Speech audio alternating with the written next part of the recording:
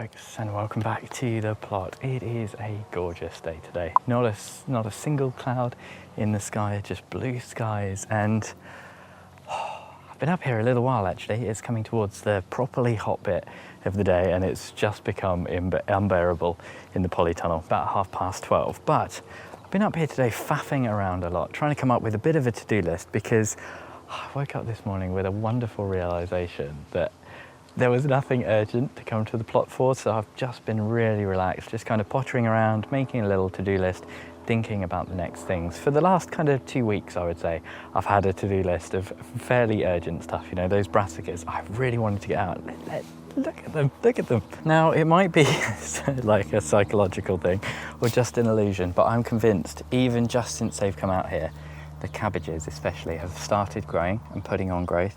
They look much healthier, and I think they were just getting far too hot in the greenhouse. There's a little bit of chicory in there as well, and I had a very helpful comment about those broccoli raab, which are meant to be sown kind of similar to a salad or a microgreen, I guess. You're not really meant to grow them to fruition. The leeks, it just all looks a bit better in here. So very, very glad I did that. The comfrey, unfortunately, and unsurprisingly, has not survived. I'm not sure, I was expecting it to go a bit sad, but I'm not sure if it's gonna survive at all. Hopefully it will. I haven't decided where I'm gonna move it. I just kind of tried to get up as much root as I can, but obviously they're very, very deep.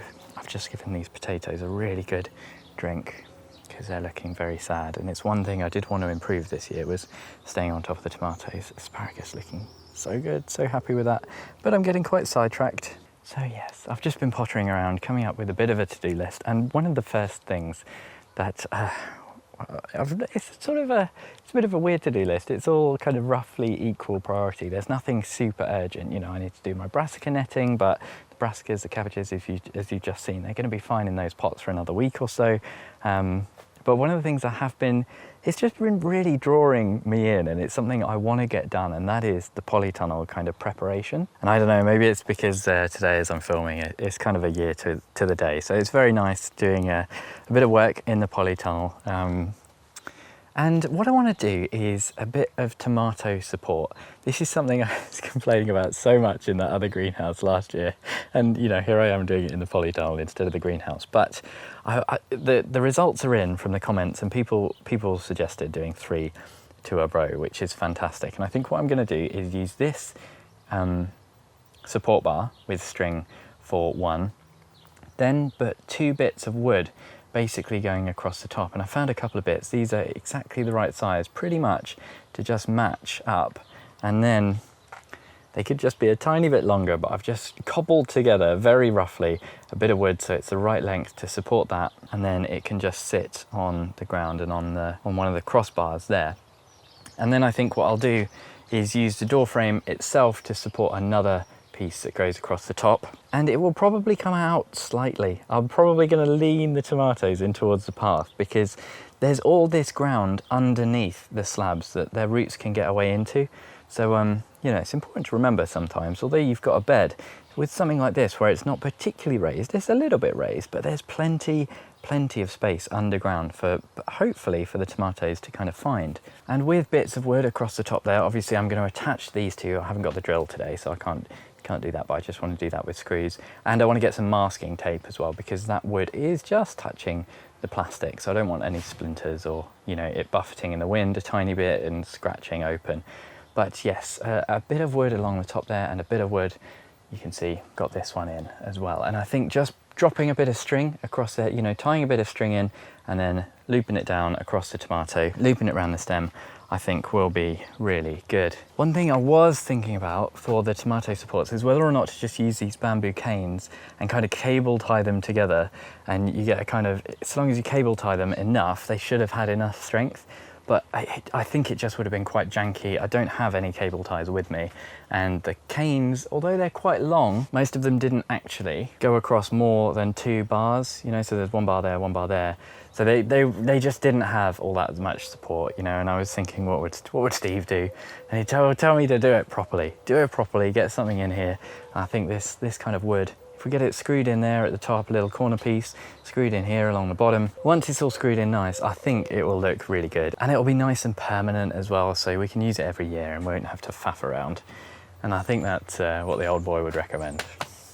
And I cannot wait to have some proper tomato supports. But yes, we've done a bit of a start of the job there, and I just need to get the drill, a few more screws, and secure it all in, and I think it'll be really good. And another thing I can do, hopefully tomorrow when I bring the door up, when I bring the drill up, is do the doors. I want to basically leave these open now. It's hot in here all the time, and I don't come up every day.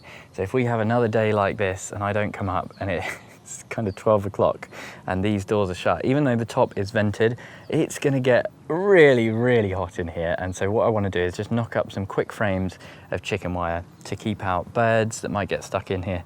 There's a very clever robin which knows how to come in and then immediately exit, which is quite nice. But yeah, nervous about birds or other critters getting in, foxes and mice as well can be a real nuisance on the tomatoes. So a little chicken wire type frame that I can just kind of either rest or kind of hook on or something like that will be really good. That's quite high on the priority list. I do want to get that done quite soon. One thing I am a little bit conscious of that's just been in that shot the entire time is this dead strawberry hanging basket, and the idea was to have a lot more of these this year, but I kind of missed it. So these are the plants I want to transplant into hanging baskets, and today they have started smelling absolutely amazing. When I walked in today, all I could smell was that delicious kind of that smell of hot strawberry.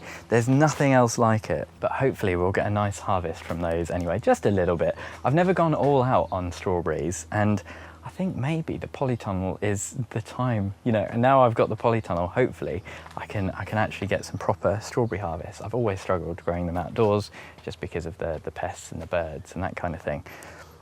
Oh, but it smells so good. That is still on the to-do list. What I'm probably going to do is wait until they've fruited and then do the hanging baskets. And it will be good to try and see where they might be able to fit with the tomatoes in here as well, because I don't want to fill this up with hanging baskets and then realise that actually by the time the tomatoes are getting mature, they're not going to play nice. A lot of the to-do list really is in the polytunnel. The other thing I need to do is plumb these in properly and give these auto pots much more space. That is something they really do need, just to be spaced out a little bit more. All the peppers looking healthy enough, growing quite well in their new potting on, but I'm very conscious of how cramped they are, and I do want to get them moved on quite quick and all the auto pots sorted out. Chili grow plants looking a little slower than everything else, and these ones that have been planted in the back have really quite stalled as well. It does seem like everything is growing a little bit slower in the polytunnel than in the greenhouses, which isn't a big surprise to me. You might have noticed as well the peas have gone, so it's time to get this hanging shelf down. That's sort of what's been holding me up actually and stopping me from doing the auto pots, because trying to get under there when you've got the hanging shelf is a bit of a nightmare, hurts the back. So you might remember that second lot of peas just was doing basically nothing, refusing to grow, so I just kind of gave up on it, to be honest, and dumped them out here, and they might do a little bit of growing up this existing frame, which is looking amazing, isn't it? Look at these, I cannot believe the size. We do have a slight issue though, and that is that it has sagged quite significantly in the middle. So if I pull this tight, you might be able to see they should be much tighter. I don't know if it's the bamboo cane that's slipped. It might be actually. I think it's the cane. I didn't tie this one in, so I think it's just kind of worked its way along. Might be able to fix that. But at the moment, because it's sagging, I'm not going to be able to get my nice little harvest that I was planning. My little harvest technique to just go around the back and have all the pods drop because of the angle of the peas. But really, really happy with these nevertheless. And I might try, well, I don't think I've really got it in me this season to do another scaffolding frame. It was a heck of a lot of work actually, getting the scaffolding undone. It's seriously seized. So I'll do another one next year probably in here or in a different bed. And for now, I'm not sure what is going to go in there, but I'll find something, I'm sure. The other thing on my to-do list is the potato pots. I bought some new pots and there's a little gap over here, so I just want to sow a couple more. I got 2 more in there. I might do 4. I've got a few spuds kicking around, seed potatoes that I bought. They've been languishing, hidden in a greenhouse or a corner of the polytunnel or something somewhere. And these garlic pots, well, it's not great, is it? We've got some kind of mystery brassica that's snuck in here from my failed sowing that got tripped up. This looks like a little pak choi type thing coming in, or maybe one of the cabbages. This garlic looks okay. I don't know how much more it's going to do. This tub looks okay, and that one looks okay with the mystery brassica, but this one and the other one at the end, pretty useless. Although there are a few carrots that have germinated in this one. No, I can literally see 2 carrots. I did sow some carrots in here with the garlic because I thought they might be ready to harvest at the same time, but unsurprisingly, very little carrot germination. My point is though, I will probably keep those 2, chuck those 2 across, and then we'll chuck those 2 somewhere else, and then we've got 2 trays free for more potatoes. And what would be ideal is if I can find another one of these black trays, the kind of tomato, what are they called, those tomato planting trays? Tomato grow bag trays? Something like that, isn't it? Just pulled out the pots here, these 30-litre containers, and we've got a bit of chaos in here at the moment between the greenhouses. I knew this would be such a useful area when I kind of wood chipped it and made it all a bit more permanent. This I should probably tidy away again, but I've left it out because I know soon enough, within the next few weeks, I'm going to have to do some pepper potting, and I'm going to have to make up some serious mix. Now, what I'm thinking for the potato tub, I've got a series of composts down here that I'm probably going to use instead of just straight silver grow for these 30-litre tubs, because 4 pots of 30 litres is 120 litres of compost, which is 3 bags of silver grow, which works out at about £20, and I don't want to spend £20 filling up some potato pots. Even with the support of my patrons, who really do help keep me in very good supplies, I still like to, be conscious of spending where I can. Now, I am doing an experiment with the potato pots this year where I am using some just straight silver grow in there to see whether or not it's worth it compared to just using old spent compost from my chilies. I think they look roughly the same so far. So what I'm going to do, a bit of a mix in these pots. Some of the lower quality compost that I got, there's like a home-based peat-free one that I bought for like £4. A little bit of silver grow too, a little bit of manure, not too much. Even the composted manure is still very rich, but just a bit of a mix. The question mark is whether or not I move all of the do I move all of the compost bags to the potatoes, or do I fill the potatoes here and then move the big things around? I think I'll fill them here and then move them around because there's some very heavy bags of compost. And in fact, you know what? It's a good excuse to use the bathtub again because I have about 120 litres of mix to mix. Now, Now, I need to be very conscious of touching this. This bathtub is quite nice, but the main issue with it is intensely sharp, and I sliced my finger open on this when I was doing my chili peppers, so I'm now very, very careful. And if you are thinking of using a bathtub, just be extra careful, because if it's one of these kind of, I don't know, fiberglassy ones, I guess, they are so sharp. Oh, it really is warming up today. So we've got a bag of silver grey. You can see the light colour of this. Looks like a fine kind of coffee colour. I love it. We've got some slightly too wet, well-rotted manure, I think, and then we've got a load of other, a kind of mix of peat-free compost. So it's probably about 50% silver grow still. This is just one bag. I'm going to get this mixed up, see how it looks. I am going to add in a little bit of fertiliser as well and some chicken pellets. Not too many, because you don't want to kind of nutrient lock potatoes. That's something I've heard people saying a lot.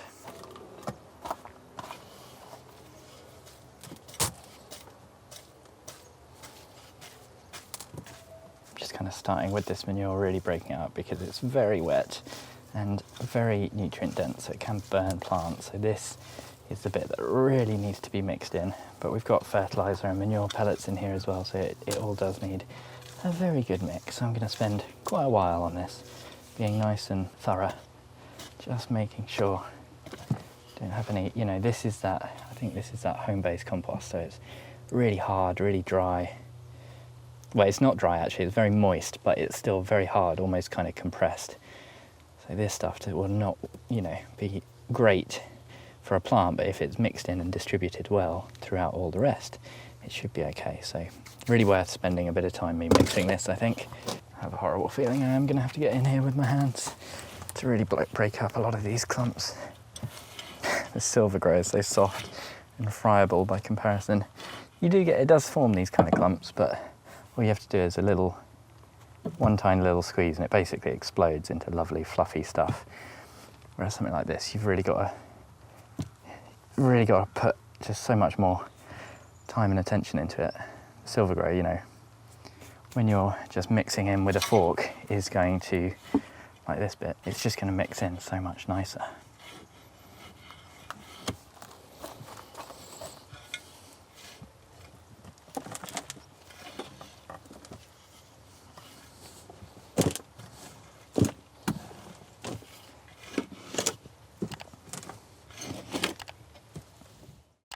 Now I know I'm meant to be mixing, but I did have a little bit of a brainwave while I was mixing all of that stuff up, and I'm not sure it was the best idea. I've started something I shouldn't have. I didn't actually have that long today. I've got to go home because we're having a barbecue. So I was meant to just pop up for a few little bits, and I've got completely carried away. You know, I spent quite a long time faffing around before I started recording, and I was just looking at all of that potting mix that I was making up and thinking maybe I could add some homemade compost. And I've got this compost bay, which has just been, you know, really had the slow compost, the kind of crap stuff, mostly clods of grass and that kind of thing. But the lower level isn't so bad. From before I had the hot composter, I was filling this up with relatively decent stuff. And it's been here for quite a long time. I did really want to renovate all of these bays and get the compost system much better. And then I got the hot bin, and that is just so hungry. Everything goes in there, apart from the really, really big stuff that, you know, doesn't get chopped up and I can't really be bothered to deal with, to be honest.